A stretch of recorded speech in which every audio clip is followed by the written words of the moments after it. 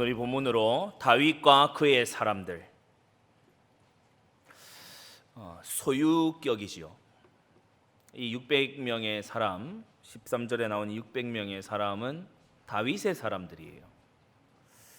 우리가 이 땅을 살아가면서 누구의 사람으로 사느냐, 아주 중요한 부분입니다. 여러분은 정말 주의 종의 보호자, 동역자, 마음을 시원케 하는 자 되시기를 바랍니다. 다윗의 세트를 주님께서 직접 준비하시는 거예요. 자, 이론과 실전, 믿음과 행함, 동전의 양면 같아서 뗄 수 없습니다. 진짜 믿는다면 행동으로 나오게 돼 있고, 행동을 보고서 믿는 바를 알게 돼 있죠.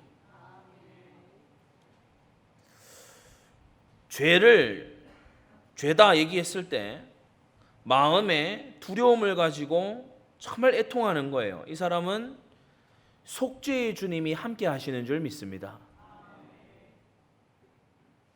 이게 뭐가 죄냐? 도리어요. 뻔뻔하게 막 나가요. 이 사람은 적어도 속죄의 주님을 믿지 않는 겁니다. 그래서 행함을 보면 믿음을 알 수 있고, 믿음이 있으면 행함이 나오게 되어 있는 것이 손등과 손바닥 같아서 하나만 있고 다른 것은 없을 수가 없다. 자, 실전 신앙의 증인인 다윗은요, 주님의 계명에 제5계명에 내 부모를 공경하라 이렇게 말씀했잖아요. 이것을 외우고 알고 부모 공경하라고 했다, 너 부모 공경해라 말만 하고 있었던 게 아니고 실제 삶에서 아버지의 양을 신실하게 목숨 바쳐 지키는 거 있죠. 아비의 양을 지키는데 그냥 지키는 게 아니에요. 정말 아버지를 공경하는 마음으로 아비의 양떼를 지키는 거예요. 아버지가 전쟁터로 심부름을 보내잖아요. 그런데 아버지를 공경하는 마음으로 전쟁터도 가는 거예요. 네 부모를 공경하라. 듣긴 들었어요. 알아요. 그런데 안 행한다는 거는 아는 거지 믿지는 않는다는 겁니다. 우리 모든 성도님들은 주님의 계명을 알기만 할 뿐 아니라 믿는 자 되시기를 바랍니다. 순종으로요, 믿음을 증명하고 행함으로요, 믿음을 입증하는 거예요. 마음과 성품과 힘을 다해 주 너의 하나님을 사랑하라고 신명기 6장에 말씀하셨지요. 이 다윗은요, 하나님을 모독하는 골리앗 앞에 견딜 수 없어 나간 거예요. 왜냐? 하나님을 목숨 바쳐 사랑하는 다윗이기 때문에. 하나님을 힘을 다해서 마음을 다해서 사랑한다는 그 증거로 하나님을 모독하고 하나님을요 업신여기고 저주하고 그런 골리앗 앞에요 이 다윗이 나선 거예요. 셋째, 기름 부음 받은 자. 출애굽기 40장에도 사무엘상 2장에도요 하나님께서 그 기름 부음 받은 자를 존귀히 여기시고 그 구원의 뿔을 높이 드시리로다 이와 같은 말씀이 나오죠. 이걸 정말 믿고 인정한다는 그 증거로요 다윗의 일평생에 기름 부음 받은 3중직의 사람들을요 아주 존대하고 존중합니다. 사울이 왕이잖아요. 자기에게는요 죽이려고 하는 원수거든요. 그런데 사울이 기름 부음 받았다는 이유 하나만으로 사울을요 존중하고 보호하고 그의 죽음을요 마음 깊이 슬퍼해요. 그게 다윗입니다. 실전 신앙의 증인인 거 있죠. 선지자 나단이 와가지고요 이 다윗을요 문무백관이 있는 데서요 책망하고요 얼굴이 뜨뜻할 정도로요 면전에다 대고 책망하고 이렇게 하잖아요. 근데 다윗이 거기서 저거 끌어내 그럼 끝날 일을 나단 앞에요 무릎 꿇어요. 아무것도 아닌 지팡이 하나 들고 찾아온 선지자에게요 이 왕국의 왕이 무릎 꿇어요. 왜? 기름 부음 받은 주님의 종이거든요. 훗날 제사장 사독이요 이 언약궤와 함께 압살롬의 난 때 이 왕성에 머물러 있잖아요. 그때 이 사독을요 신뢰하고 후세 네가 가서 사독에게 그 형편을 알려서 나에게 알릴 수 있도록 그렇게 해라. 왜냐? 내가 주의 종이니까 내가 신뢰할 수 있다. 제사장이기 때문에 그의 영적인 판단을 나는 신뢰할 수 있다. 거기서요 이 사독이 또 충실하게 잘 왕을 보필하고 행하죠. 나중에 역대상 16장에 가서 보면요 기본을 따로 내줘서 거기에 여호와의 성막 앞에서 조석으로 번제를 드리면서 하나님의 성막을 섬기도록요 모든 필요를 채우고 이 사독 제사장을 도와주는 거예요.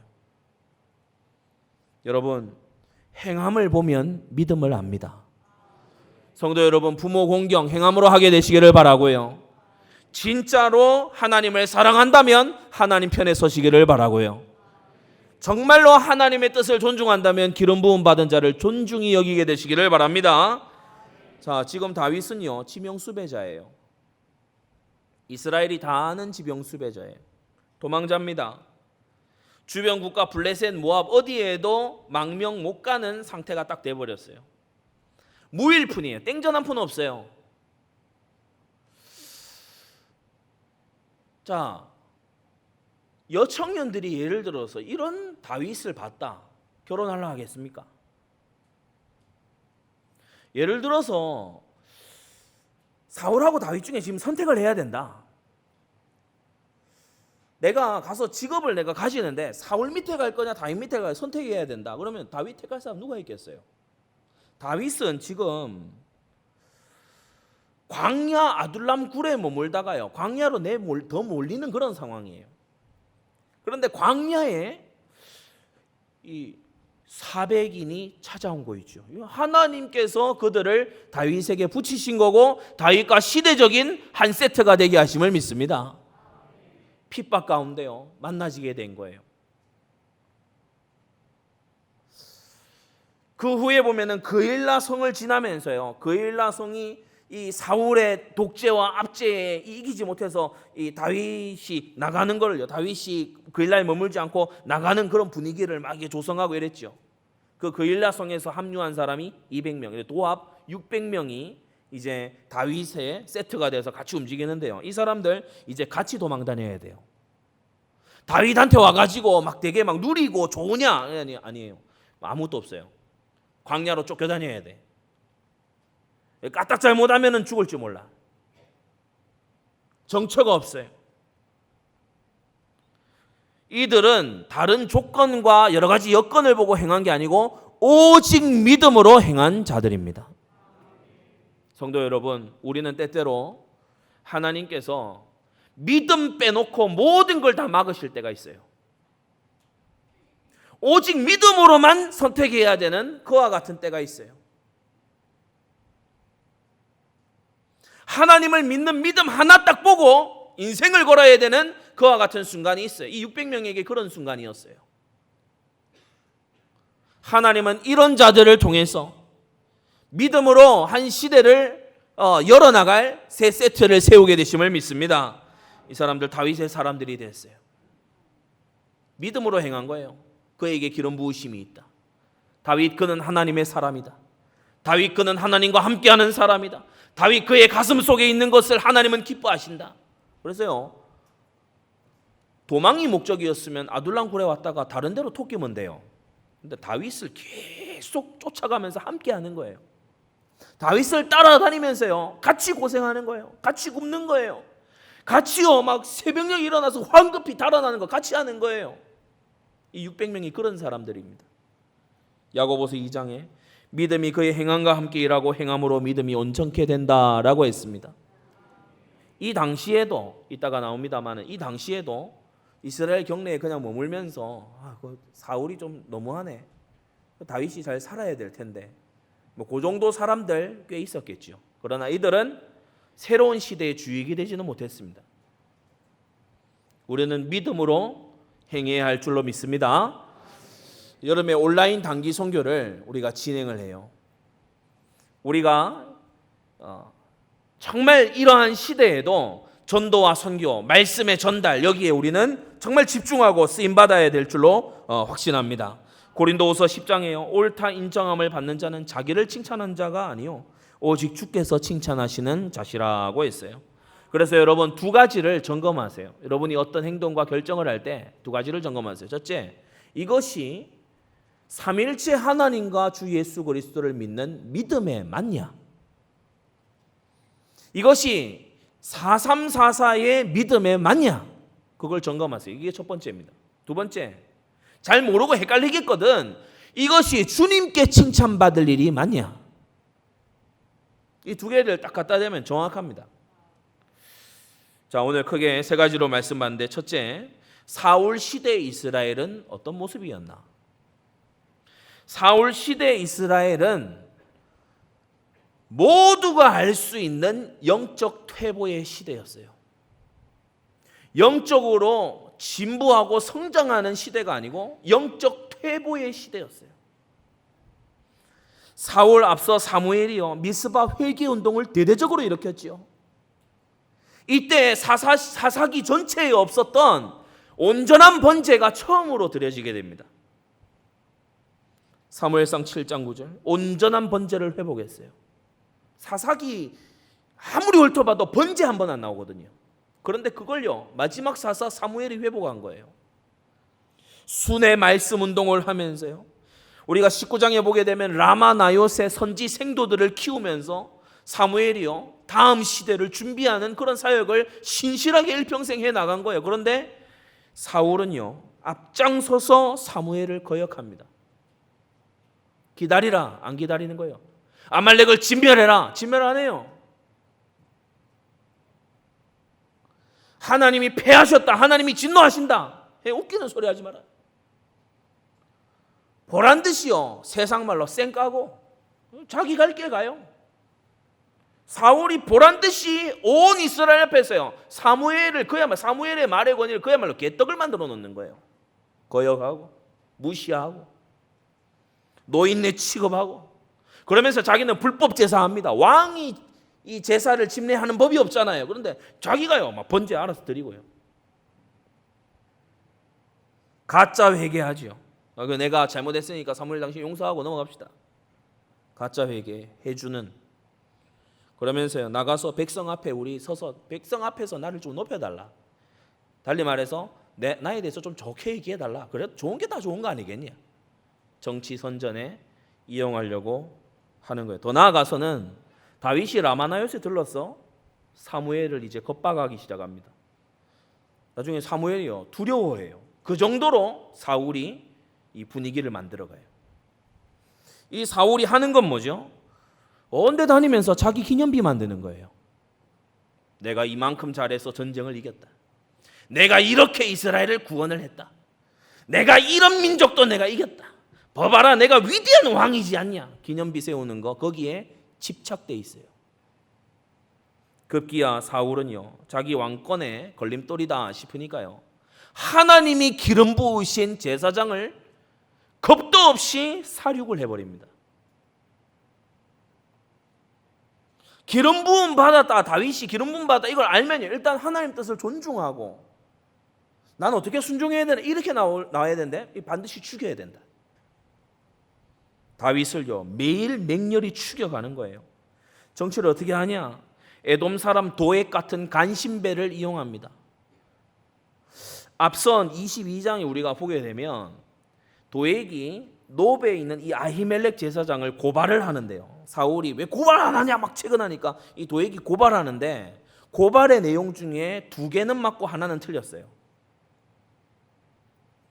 떡을 주고 칼을 줬습니다. 그리고 그를 위하여 기도해 주는 걸 봤습니다. 근데 본문에 기도하는 모습 안 나오거든요. 사실과 거짓을 섞어 가지고요, 왕이 듣기에, 왕이 딱 듣고 싶은, 왕이 막 경노할 만한 말을 콱 해요. 왕이 기다리던 말을요, 도액이 탁 해줘요. 안 그래도 눈에 가시였는데 도액 말 듣고 나니까 반드시 죽여야 되겠는 거예요. 간신배를 중용하고요. 이스라엘의 군대가 하나님의 군대 아닙니까? 그런데 기름 부음 받은 자를 암살하는 암살단으로 새로 조직해버리고요. 이런 짓을 하는 거예요. 이러는 동안 이스라엘, 하나님의 백성 이스라엘은요, 피언약을 다시 잃어버렸어요. 말씀 운동이 사라졌어요. 기도의 규례, 이런 거 사라졌어요. 완전히 흑암천지로 들어가서 이제 곳곳에 죄악이 범람하는데 보면요, 산당에서 바알과 아세라를 섬기는 걸요, 백성들이요 막 여기저기 구석구석에서 계속해요. 이게요, 나중에 다윗 시대에도 정리가 잘 안 돼요. 그 정도로 사울 시대에 엄청나게 이 우상 숭배가 범람하고 창궐해요. 성도 여러분, 오늘 말씀 듣는 분들 앞에 잘 보세요. 스마트폰으로 PC로 눈에 앞에 보는 걸로 이상한 거 보지 마세요.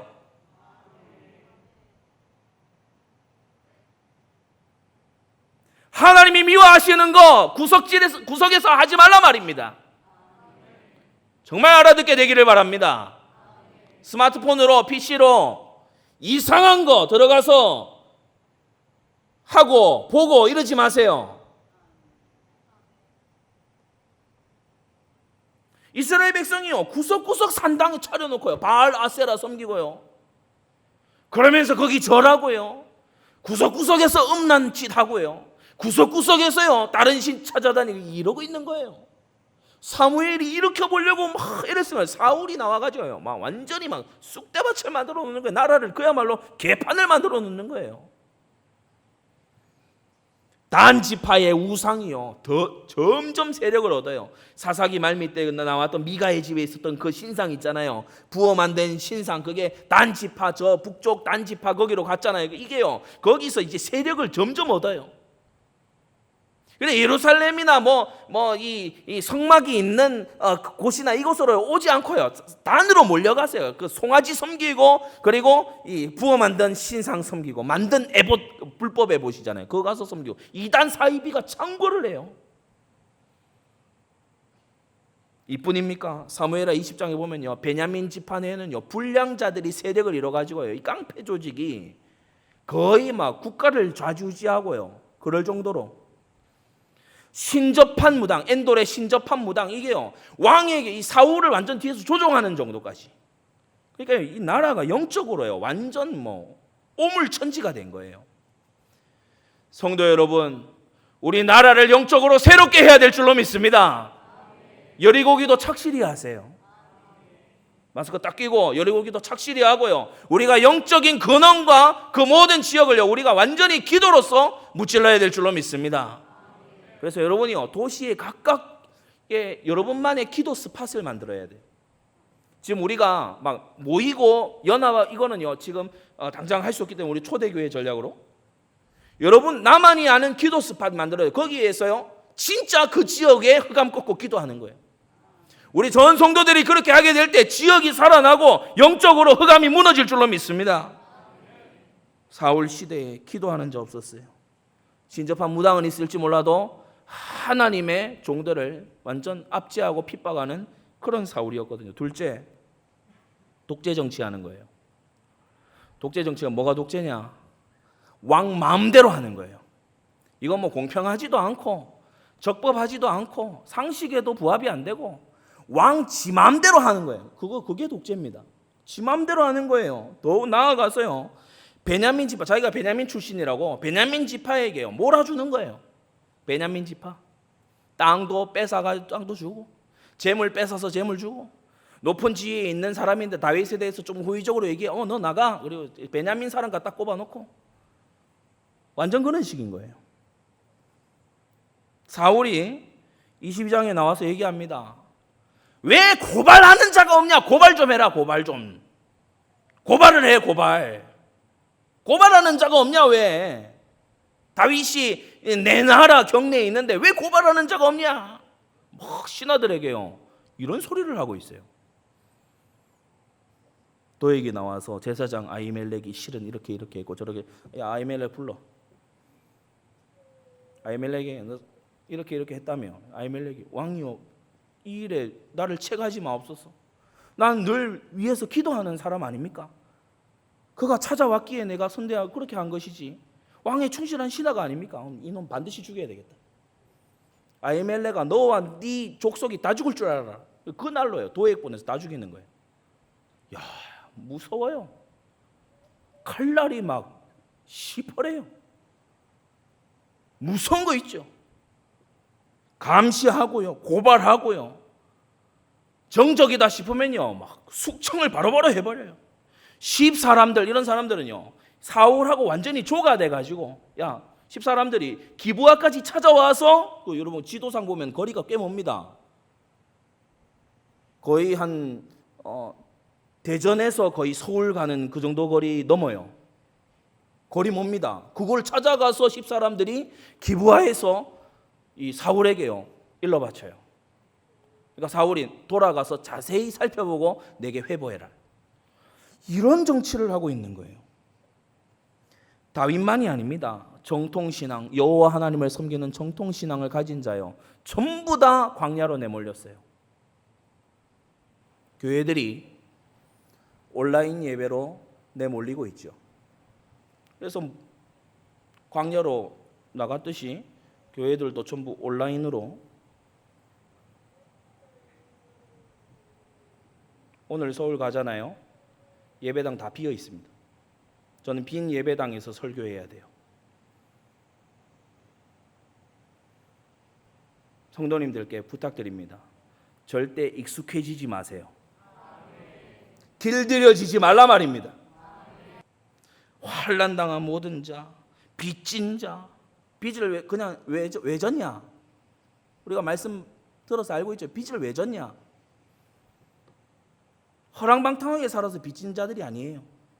재산 뺏기고 있는 거 갈취해 가져가고 이런저런 이유로요 국가에서 가져가 버리고 이러니까요 빚을 내야 살아갈 수 있는 거예요. 빚진 자, 원통한 자 전부 다 광야로 내몰렸어요. 보금자리를 잃어버리고요 광야로 내몰렸어요. 사울 시대에 이런 일이 벌어지는 거예요. 사울왕은 온 이스라엘을 데리고요 거역 문화로, 고발 문화로, 불신 문화로 끌고 들어가는 그런 악질적인 왕이었어요. 여러분 통치자가 이렇게 중요합니다. 여러분 위에 있는 권세를 위하여 기도하게 되시기를 바랍니다. 디모데전서 2장에 기도하라 그랬잖아요. 위에 있는 권세자, 위정자를 위해서 기도하라. 왜냐? 우리가 평안한 중에 신앙생활을 할 수 있게 하기 위해서. 맞습니까? 사울이 독재를 펼치고 영적으로는 퇴보하는 이 시대에 크게 세 부류 사람들이 딱 나누어집니다. 언제나 문제는 사람을 구분 지어버려요. 첫째는 소극적인 방관자들이 나타났어요. 그일라 성읍 같은 성읍의 사람들 같은 그런 사람들. 위협에 굴복하는 거예요. 다윗이 우리를 구원해줘서 고맙긴 하다만 머물지 않아줬으면 좋겠다. 우리도 살아갈 형편이 있고 이런 것이 있으니까 다윗이 우리에게서 좀 떠나줬으면 좋겠다. 그일라 사람들 같은 이런 사람들이 있었죠. 두 번째로 적극적인 동조자들이 있었어요. 사울이 째려보면 가서 죽이고, 사울이 고개 돌리면 완전 매장시키고, 죄의 동조자들이 있었어요. 도액이 그랬고 10사람들이 그랬죠. 밀고 하고 사울의 충견이 돼가지고 사울의 계가 돼서 하나님의 택하신 다윗을요 쫓아다니고 감시하고 그런 이 인간들도 이 시대에 있었다는 겁니다.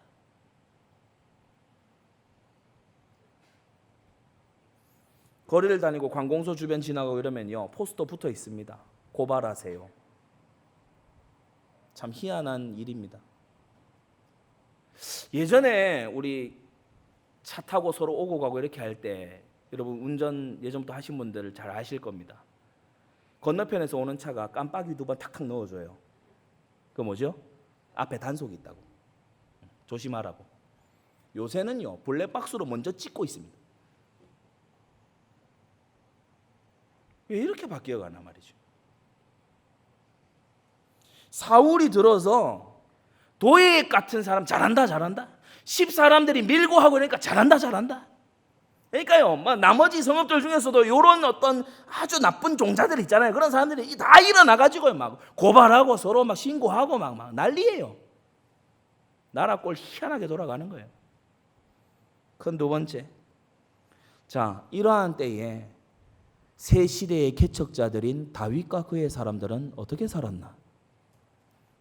광야로 내몰린 이런 시대에 어떻게 살았나? 만세전 하나님이 준비하신 새 시대의 일꾼들은 어떤 중심으로 어떻게 살았나? 첫째, 다윗은 15년간 연단 받으면서 하나님의 훈련을 충실하게 받았습니다. 여러분, 훈련을 충실하게 받게 되기를 바랍니다. 부당한 일을 당했습니까? 그걸 건너가는 믿음을 가지세요. 어려움을 만났습니까? 해결도 물론 좋습니다만은 그 어려움을 헤쳐나가는 믿음의 이 근력을 키우세요.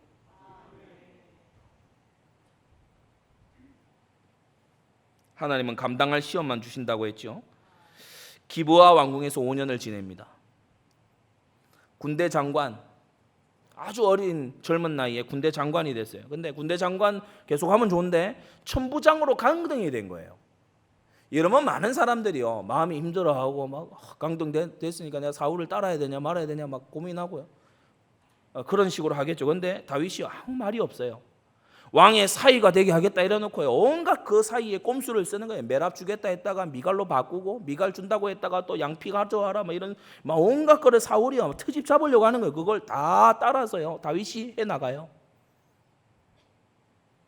2번이나 사울이 살해 시도를 했죠. 눈 앞에서 창을 집어 던져가지고 벽에 매다 꽂으려고요. 사울이 던진 창이 벽에 가서 꽂혔다고 했어요. 얼마나 세게 던졌든지. 그런데도 여전히 왕을 섬기고요. 자기를 죽이려고 시도한 그 이후에도 요나단에게 찾아가서 왕이 왜 저러시냐, 왕의 본심이 무엇이냐. 다윗이요, 자신을 놓아두신 그 자리에서요 하나님의 사람으로 훈련받는 거예요. 도피 생활 10년도 있었죠. 17번 이상 도피를 해 갑니다. 근데 그 안에서 혹독한 연단과 훈련이죠. 여러분, 우리가 말이 그냥 쉽게 해서 광야 도피 생활이지, 여러분 광야는 아무것도 없는 땅입니다. 광야는 수도도 없어요. 광야는 먹을 게 없다고. 광야는 내리쬐는 그 햇빛을 피할 곳도 잘 없어요. 가만히 있으면 말라 죽는 곳이 광야 아닙니까? 그런데 혹독한 연단과 훈련을 받아요. 이 다윗의 여정을 보면은 기브아 집에 있을 때 암살단들이 오죠. 미갈이 이 암살단을 속이는 통에 이 다윗이요 아주 위기를 벗어나서 탈출합니다. 라마 나요세 가요. 여기에도 암살단 계속 보내죠. 그래서 거기도 잊지 못하고 벗어나죠. 기브아로 다시 역으로 올라가서 요나단 따로 만나는데 사울의 본심이 확고하게 죽이겠다는 본심이야. 그래서 또 도망칩니다. 노업 땅으로 가서요 제사장 아히멜렉에 갔는데 거기 도회기와 있는 거예요. 이게 놀래가지고 도망가서 가드로 들어가요. 가드 왕 아기스한테 갔는데 불사, 이 가드가 골리앗 고향 아니냐. 거기서요 미친 척 막 수염에다가 막 침을 막 흘리면서, 그러니까 아기스 이 미친놈 쫓아내라 그래요. 수욕과 치욕을 당하면서 그러면서 가드에서 물러나게 되죠. 아둘람 굴로 갔는데 여기에 하나님께서 예비하신 400명 사람들이 몰려오니까 이 인원이 너무 많아졌잖아요. 광야에도 이만큼 많이 모였으면 눈에 띈단 말이에요. 그래서 모압 땅으로 이제 이주하여 도망가야 되겠다. 나에게 그래도 호의적인 나의 외증조모의 땅, 거기 가야 되겠다. 거기 갔는데 거기서도 선지자 가시 나와라. 거기 있지 말고 유다 경내의 헤레스풀로 들어왔어요. 다시 사울에게 쫓기는 거예요. 그 동안에 그일라가 블레셋의 습격을 받아서 위기에 처하고 뺏겼다 그러니까 다윗이 거기 가서 왕이 해야 될 일을 가가지고 구원하지요. 그런데 이 그일라에서도요 머물지 못해요. 분위기가 이상해. 그일라 사람이 나를 넘기겠습니까? 하나님께 여쭤보니까 하나님께서 그들이 너를 넘길 것이다. 도망쳐요. 그리고 오늘 본문입니다. 여기저기 갈 수 있는 데는 다 갔어요. 그러니까 사실은 17번 이상이죠. 명시된 것만 17번이지 그 이상입니다. 정처 없이 떠도는 생활을 하는 거예요. 그런데 이 생활을 600인이 같이 했어요. 광야로 황무지로요 계속해서 이 생활이 언제 끝날지 기약도 없는 그 생활을 하고 있는데 이 600인은 어쩐 일인지 다윗한테 딱 붙어가지고요 다윗을 쫓아다니는 거예요. 다윗을 따라다니는 거예요. 두 번째, 이 5년과 10년의 세월이 다윗에게는 실전 신앙을 기르는 실전 훈련이었어요. 사람이 평안한 데에서 말씀 듣고 앉아서 듣고 또 이렇게 찬양도 찬양대가 막 은혜롭게 해서 마음이 또 은혜롭고, 그래가지고 뭔가 그럴 때는 자기가 진짜 믿음이 있는가 없는가 잘 모릅니다. 실전에 던져지면 알죠. 다윗은 자기에게 호의적인 모압으로 피할 수 없어요. 모압에 머물겠다 하면 다윗은 머물 수 있지만 거기 있을 수 없어요. 왜냐? 하나님의 종에게 순종해야 되니까.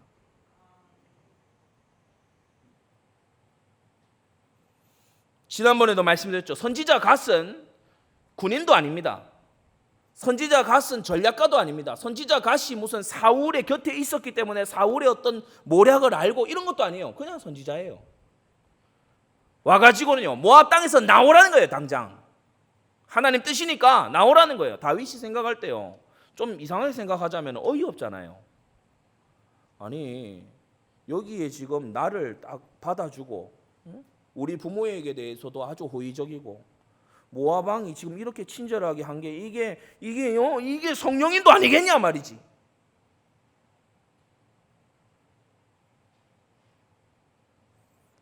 이렇게 해서 이 모압 땅에 이렇게 들어와서 모압 왕이 나를 이렇게 환대해 주는 게 말이야. 이게 하나님 내신 구원의 이 성령인도 아니겠냐 말이야. 난 이 인도 받고 있단 말이지. 그럴 수 있잖아요. 그럴 수 있잖아요. 왜 끄덕끄덕이라도 해보세요. 그럴 수 있잖아요. 맞죠? 여러분이라면 그러지 않겠어요? 죽이려고 막 하는 사람이 있는데 어디 갔더니 보호해 주겠대, 지켜주겠대. 여기 머물래요. 어디까 언제까지 머물까요? 원하는 데까지 머무르래. 알고 보니까 우리 먼 조상이 같은 조상이 이런 인도가 있냐? 그럴 수 있잖아요. 근데 난데없이 목사님이 와서 나오세요. 거기 있지 말고 나오세요. 그러면 내가 교회를 잘못 만났나? 목사님이 실수하시는 것 같은데, 상황을 잘 모르고 하시는 말씀 같은. 근데요, 다윗이 한마디도 갖다 붙이지 않아요. 바로 딱 들어옵니다. 그리고요, 평안한 생활이 됐냐? 또 쫓겨요.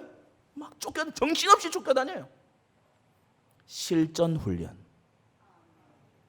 하나님께서 다윗에게 과연 네가 내 종의 말을 듣고 순종하는지 여부를 시험하시는 거예요. 전혀 합리적이지 않은 것 같은 말을 주의 종이 해요. 딱 다윗이 그 말 듣고요, 사지로 다시 나오는 거예요. 여러분, 믿음은 실전입니다. 어떤 것을 했어요.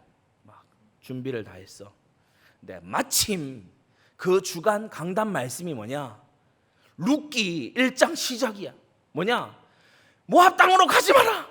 이사 가지 마라. 근데 속으로 자기는 그런 준비를 다 해놨어요. 그러면 이삿짐 풀어야 됩니다. 아멘 하세요. 아멘. 여러분, 주님의 몸된 교회를 통해서 성령께서 실수하지 않으시고 당신의 백성을 이끄심을 믿습니까? 이거 안 믿으면요, 우리는 실전 신앙이 없는 거예요. 내가 성경 읽고 내가 원하는 구절 골라서 내가 알아서 생각하고 살아가지, 그게 현대인들이거든요. 주님은 주님의 몸된 교회를 다스리고 통치하시는 줄 믿습니다. 강단 말씀에 여러분이 귀를 크게 열고 있어야 돼요. 사울의 통치 범위 안에 다시 들어왔죠. 순간순간 실전 성령인도 받아야 됩니다. 이 길이냐 저 길이냐 딱 사이에 생사가 달렸어요. 기도 안 하고 됩니까? 이 굴이냐 저 굴이냐 그거에 따라서요, 자기뿐만이 아니에요, 수천 명의 생명이 달려 있어요. 반드시 성령인도 받아야 돼. 절박하게 성령인도 받아야 돼. 우리 일터에 산업 현장에 계신 분들, 여러분 선택과 결정의 연속이죠. 반드시 성령인도 받으셔야 됩니다. 가는 곳마다 감시자, 고발자, 추격하는 자 다 있잖아요. 자기들 구원해 줬을 때 그렇게 감사해하던 그일라 백성이 다윗을 내어준다, 그런 결과가 있을 줄 어떻게 알았겠어요? 사람 믿으면 안 되는 거예요. 머리 써갖고 피할 수 있는 상태가 아니에요. 이쪽은 머리가 600개밖에 안 되지만 저기는 머리가 수천 개예요. 머리 써서 피할 수 있는 게 아니에요. 노력한다고 되는 게 아니에요. 반드시 24 기도 속에 있어야만 하나님의 인도를 받을 수가 있는 겁니다. 여러분, 하나님께서 저와 여러분들을 이런 실전 훈련에 넣으실 때 성실하게 훈련받게 되시기를 바랍니다. 이 훈련의 기간 동안 중요한 응답 두 가지를 다윗이 받게 돼요.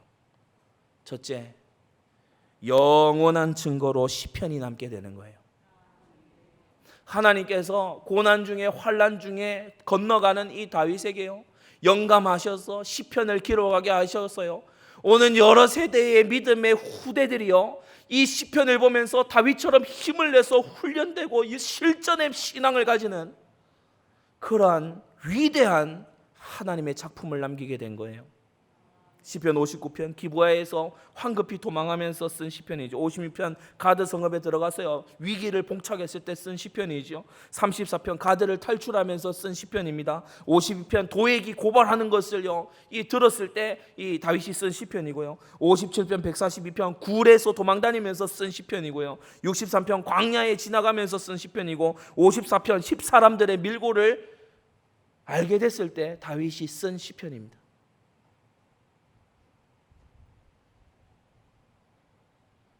시편 142편 내 심령이 속에서 상할 때에도 주께서 내 길을 아셨나이다. 마음이 기준이 아니고 하나님의 인도가 기준입니다. 다윗이 광야에서 기댈 곳 하나 없고 믿을 리 하나 없는 광야의 그 선택과 결정, 무수한 선택과 결정 그 앞에서요, 다윗이 시편을 노래하는 거예요. 오늘날도 이런 찬양을 하잖아요. 오직 주만이 나의 반석. 그 찬양이 어떻게 됩니까?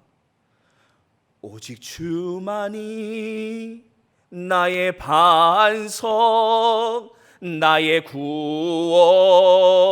구원이시니 오직 주만이 나의 산성, 내가 요동치 아니하리.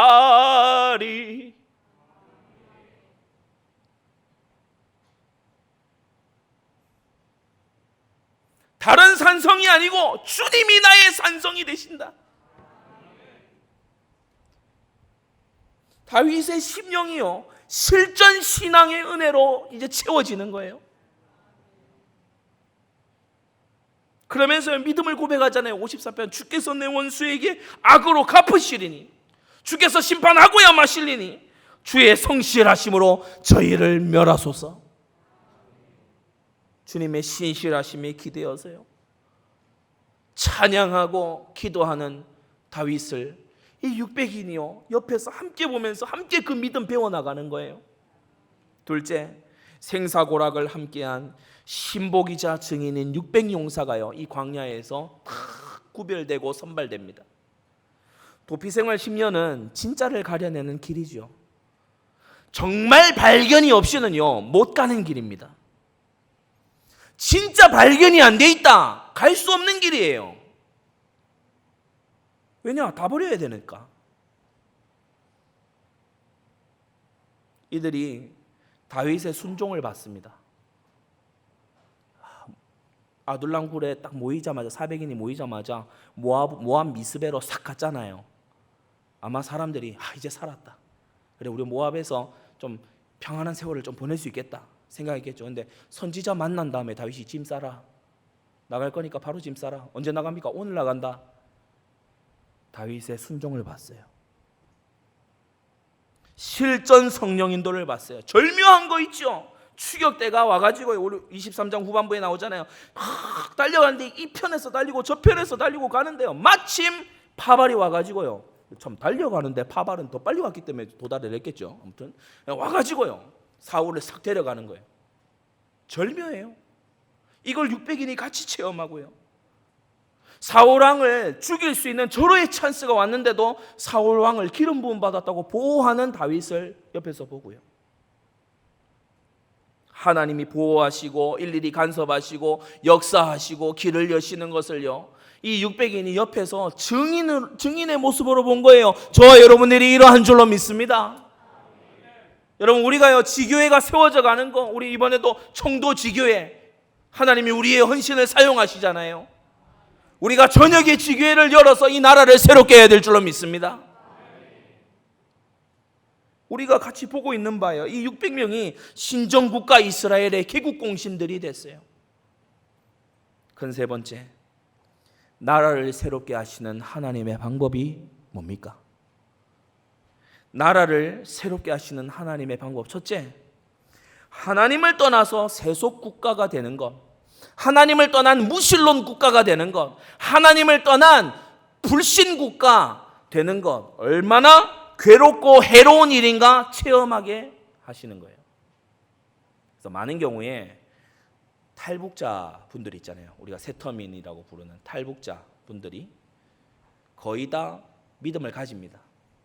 탈북한 이후에 한국에 와서 거의 다 교회에서만 거의 관심을 가지고요, 거의 다 신앙을 가지고 그러합니다. 왜냐? 하나님 없는 사회의 끔찍함을 봤거든요. 인간은 영혼 없어. 그런 사회가 얼마나 해로운지를 봤거든요. 어떤 한 친구는요, 제가 직접 만났는데 그런 얘기를 하더라고요. 나의 지나간 몇십 년의 삶이 완전히 사기꾼에게 놀아난 것 같은. 왜냐, 자기 자신도 그 김정일 그 사진 보고 자기도 실제 울었대요. 세뇌돼 가지고 실제 울고, 막 장군님이 이렇게 노쇠해져서 막 실제 울고, 뭐 그렇게 그 세월들이 자기 부끄러워서 견딜 수가 없대. 얼마나 괴롭고 해로운가. 하나님을 버린 국가의 운명이, 국가가 하나님을 잊어버릴 때 그것이 얼마나 괴롭고 해로운가를 몸소 체험케 하시는 거예요. 원래 미련한 인생들은 직접 체험해 봐야 됩니다.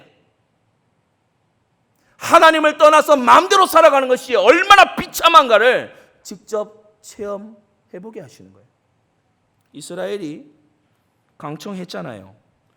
8장에 이렇게 했죠. 백성이 사무엘의 말 듣기를 거절해요. 사무엘이 뭐라고 했길래 거절합니까? 왕이 세워지면 그가 너희들을 종으로 삼을 것이다. 너희 택한 왕을 인하여서 그가 폭정을 일삼기 때문에 부르짖지만 하나님이 너희가 거역함으로 너희들의 왕을 구했기 때문에 그날에 응답 안 하실 것이다. 지금 너희가 응답 못 받을 영적 상태로 가고 있다. 딱 듣기 싫어하는 거예요.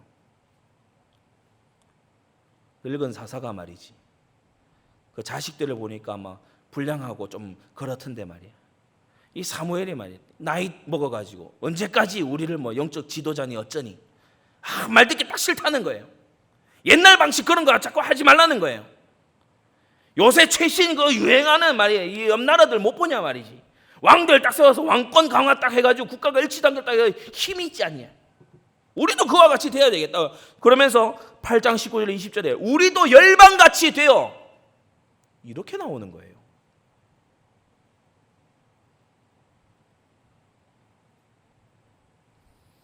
그래서 하나님께서 억지로 구하는 그 기도에 응답해 주셨어요. 그 결과가 어떻게 됐죠? 귀신 들린 독재자 사울이 무자비하게 폭정을 해요.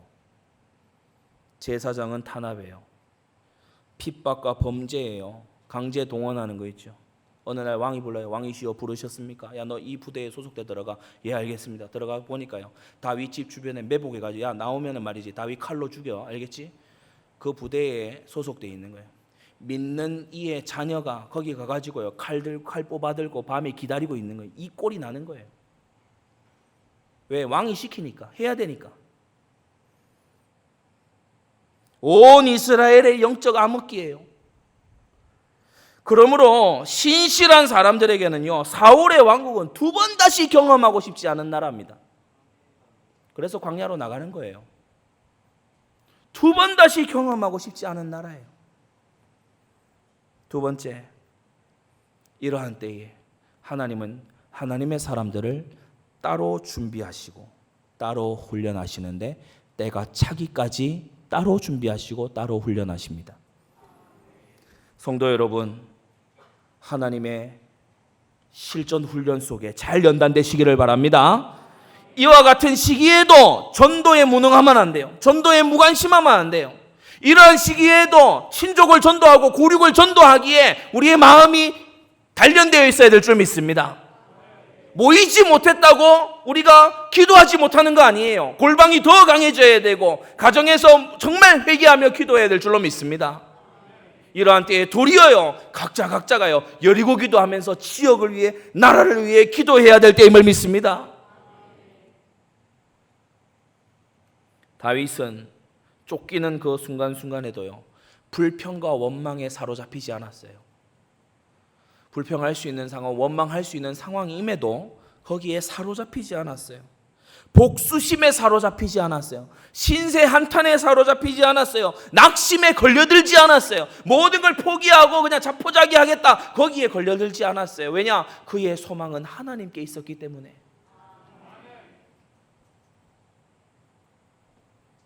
사도행전 13장 내가 이새의 아들 다윗을 만나니 내 마음에 합한 사람이라 내 뜻을 다 이루게 하리라. 다윗이 어떤 마음이어서 그런 거죠? 주님의 말씀이면 순종한다. 정말 삶 중직을 내가 일평생 존중하리라. 주님의 계명을 내가 세우는 나라를 만들겠다. 하나님의 언약을 존중하는 그러한 나라들을 만들겠다. 그래서 다윗이 도망가는 처음에 나중에는 광야 끝으로 몰려서 만나지 못하지만 처음에 보면 선지자 사무엘 찾아가고 제사장 아히멜렉 찾아가고 그러는 걸 볼 수 있습니다. 왕의 후보생 다운 여정이죠. 선지자 찾아가고 제사장 찾아가고 그러는 걸 볼 수 있어요. 하나님께서는 이 600명에게 다윗과 원팀이 되도록 완전히 눈빛만 봐도 통하는 원팀이 되도록 그러면서 훈련으로 실전 신앙을 가지도록 쫓겨다니면서 광야에서 합류한 사람들을 통해서 이스라엘 각 성읍 현장을 직접적으로 들을 수 있도록 그리고 새 나라의 비전을 구체화하도록 이들을 훈련하셨어요. 그리고 마지막 세 번째, 하나님의 때가 되면 어느 날 모든 것이 리셋됩니다.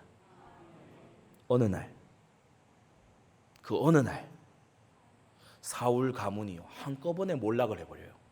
그 어느 한 날입니다. 그래서 이 당시에 다윗이 시글락이라고 하는 저 시골촌의 작은 성에 블레셋 지경에 숨어 있었거든요. 아주 작은 성입니다. 그런데 이 시글락에 숨어 있던 도망자 이 다윗과 그의 600명이요 졸지에 헤브론에 올라와서 유다 왕이 딱 돼버렸어요. 하루아침에.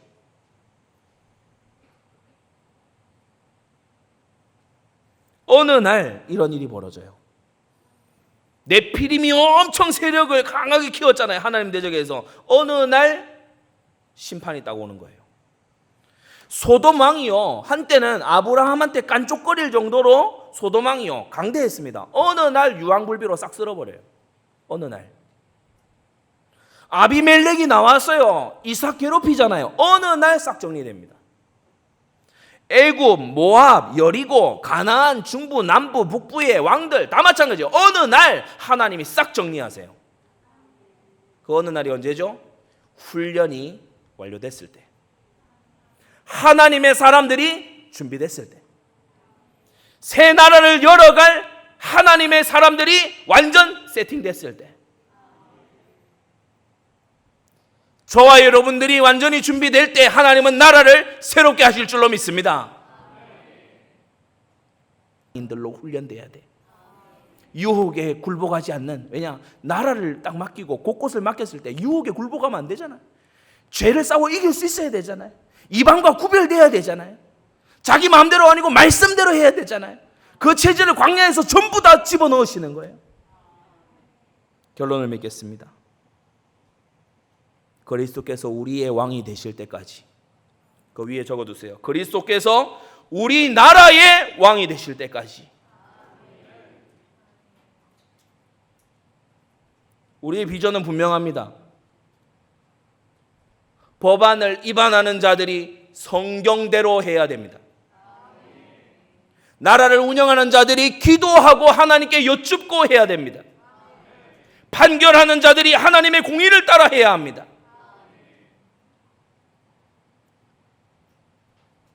예수 그리스도 앞에 무릎 꿇는 나라가 되기까지 하나님께서 우리에게 사무엘의 꿈을 주심을 믿습니다. 시편 37편 대저 행하가는 자는 끊어질 것이다. 여호와를 기대하는 자는 땅을 차지하리로다. 할렐루야. 그래서 우리는 이 나라를 향한 분명한 비전을 가지고 있기 때문에 하나님의 이 훈련 속에서 우리가 성실하게 훈련받는 거예요. 분명한 장래가 있기 때문에 우리는 절망치 않는 거예요. 우리는요, 우리에게 있는 모든 더러운 체질을 내어버리고 하나님의 새 그릇들이 되어야 될 줄로 믿습니다. 끝으로 우리 성도님들, 정말 아까 우리 대표 기도자 우리 장로님도 그렇게 기도하신 대로 남은 날 계수하세요. 작년을 지나면서 내년에는 선교할 수 있겠지. 올해도 여전히 이렇습니다. 여러분 일평생에 여름에 선교 나가는 거 몇 번 남았을 것 같습니까? 허투루 왔다 갔다 하고 그러지 말고요. 정말 제대로 훈련돼서 지교에 세우는 선교 속에 우리 들어있어야 돼요. 남은 날 계수하세요.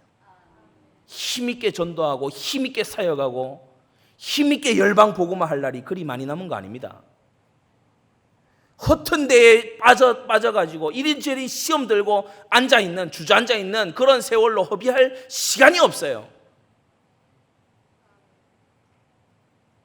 성실하게 훈련되고 하나님의 영광의 사역에 쓰임받는 주님의 백성들 되시기를 주 예수의 이름으로 축원합니다. 기도하겠습니다. 거룩하신 하나님 아버지, 은혜를 감사합니다.